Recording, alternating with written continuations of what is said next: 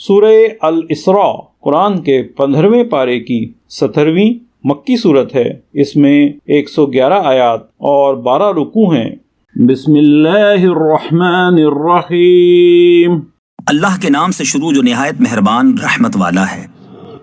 اور بے شک ہم نے اس قرآن میں طرح طرح سے بیان فرمایا کہ وہ سمجھیں، اور اس سے انہیں نہیں بڑھتی مگر نفرت۔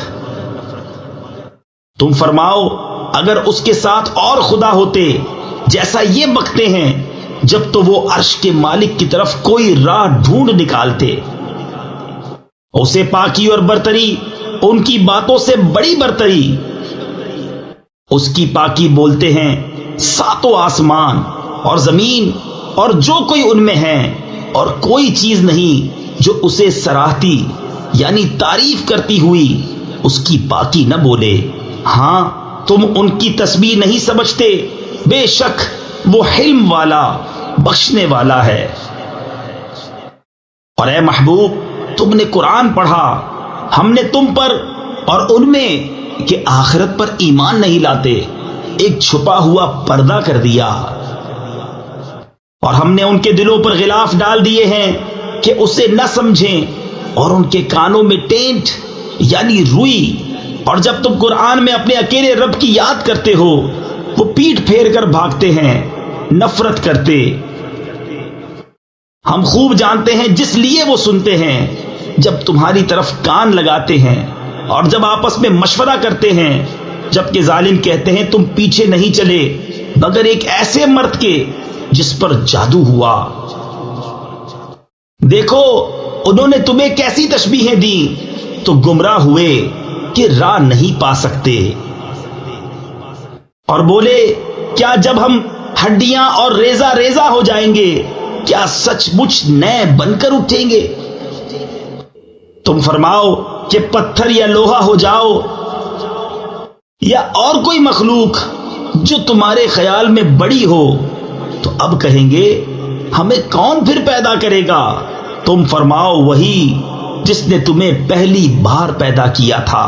تو اب تمہاری طرف مسخرگی سے سر ہلا کر کہیں گے یہ کب ہے؟ تم فرماؤ شاید نزدیک ہی ہو۔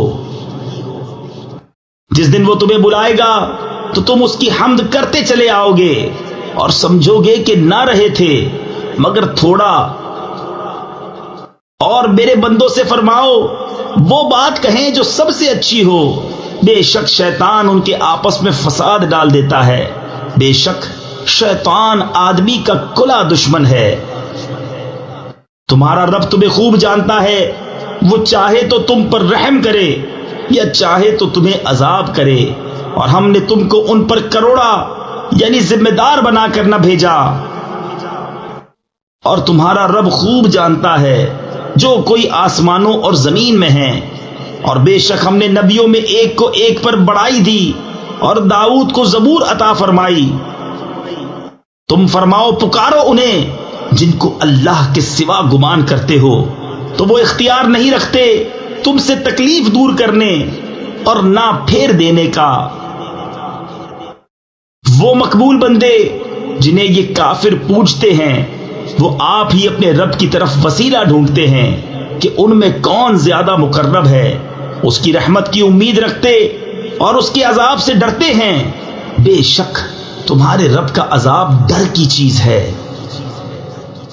اور کوئی بستی نہیں مگر یہ کہ ہم اسے روز قیامت سے پہلے نیست یعنی ہلاک کر دیں گے یا اسے سخت عذاب دیں گے، یہ کتاب میں لکھا ہوا ہے۔ اور ہم ایسی نشانیاں بھیجنے سے یوں ہی باز رہے کہ انہیں اگلوں نے جھٹلایا، اور ہم نے سمود کو ناکہ دیا یعنی اونٹنی دی آنکھیں کھولنے کو، تو انہوں نے اس پر ظلم کیا۔ اور ہم ایسی نشانیاں نہیں بھیجتے مگر ڈرانے کو۔ اور جب ہم نے تم سے فرمایا کہ سب لوگ تمہارے رب کے قابو میں ہیں، اور ہم نے نہ کیا وہ دکھاوا جو تمہیں دکھایا تھا مگر لوگوں کی آزمائش کو، اور وہ پیڑ جس پر قرآن میں لعنت ہے اور ہم انہیں ڈراتے ہیں تو انہیں نہیں بڑھتی مگر بڑی سرکشی۔ اور یاد کرو جب ہم نے فرشتوں کو حکم دیا کہ آدم کو سجدہ کرو تو ان سب نے سجدہ کیا سوا ابلیس کے. بولا کیا میں اسے سجدہ کروں جسے تو نے مٹی سے بنایا؟